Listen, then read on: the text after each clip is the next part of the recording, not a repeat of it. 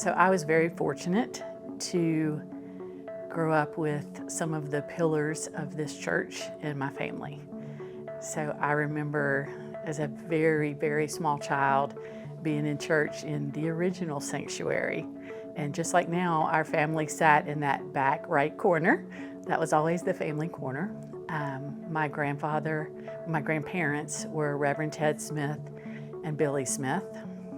And then two of my aunts were also big in our church, Ned Carpenter and then Miss Barbara Stockwell. Obviously, Ned taught Sunday school forever, and Aunt Barbara played the piano for every event at this church forever. So I had that rich family tradition of going to Blackwater.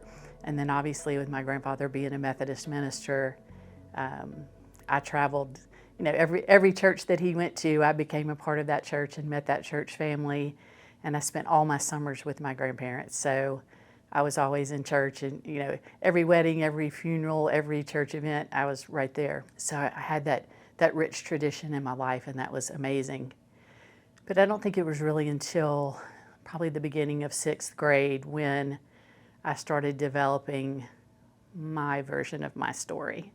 And that all started with Becky, then it was Mitchell, now LaDuff, when Becky came to me and said, hey, we have a youth group at Blackwater, you should come with me. And I said, okay, yeah.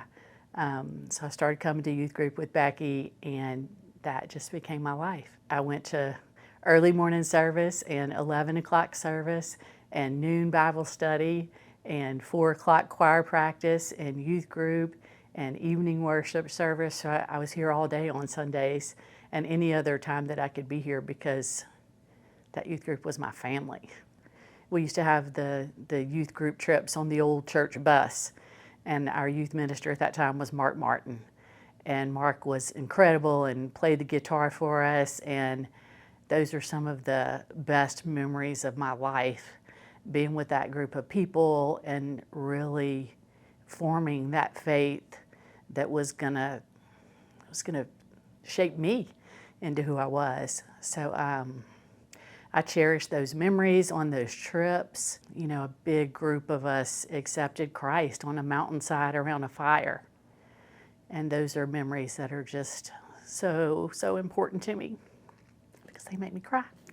And then, so that was middle school and high school. Then college and young adulthood, I wasn't in church as much as I should have been. I was kind of doing my own thing, getting my education, and then I became a probation officer in New Orleans and then a DEA agent. And especially when I was a probation officer, we were, working all day long and running warrants at night. So Sunday was kind of my day to sleep. So I wasn't in church as much as I should have been. And when I look back now, I realize that was part of my life when I was lonely. I didn't really realize it. I was an adrenaline junkie working in law enforcement and doing all that kind of fun stuff, but that was where I was kind of getting my feed for life, was from adrenaline and doing that, public service kind of stuff, but there was still something missing. And I wasn't dating anybody. I was by myself, and I would always tell my grandfather had passed away at that point, but I would always tell my grandmother, I'm going to be alone. I'm never going to have, I'm never going to get married. I'm never going to have a man in my life. And she would always say, God has a plan for you. You just have to wait for it. You have to wait for his plan. And I'd be like, oh, yeah, okay. But I waited and I waited. And then at one point, when I was 29, I met Brian, my husband, and I fell in love with him immediately. I knew that was the person that God had sent for me. And I went straight to my grandmother, of course, and said, you're right. Like, God had this master plan the whole time. And Brian's family was you go to church every Sunday family. That was, I knew that was it. I knew that was what God had planned for me, and that was my future, and somebody that was back, in my life, and we were in church every Sunday. And then I felt whole in every way. I was back in church again, and I had someone who loved me and to share my life with, and we built our family. I've shared with many people here at the church, I have a difficult job. I deal with the worst people in society, and it's hard. It wears on me to just deal with bad people all day long, every day. But I do it because I feel like I make a difference in people's lives. And then over the past few years, I felt like God has kept presenting me with opportunities to do work related to drug stuff in our community.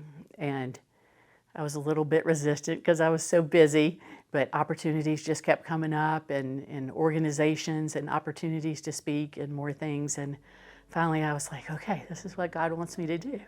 Like, this is an area where I have some knowledge and some passion, and I can make a real difference. I guess overall what I would say to people when I look back on my life and how do I know that God was in my life, I think of the footprints in the sand. Like, people say, oh, at the worst part of my life, I was walking by myself, there was only one set of footprints. But I know for certain at the points in my life where I've struggled, I may not have realized it then, but when I look back on it now, He was carrying me.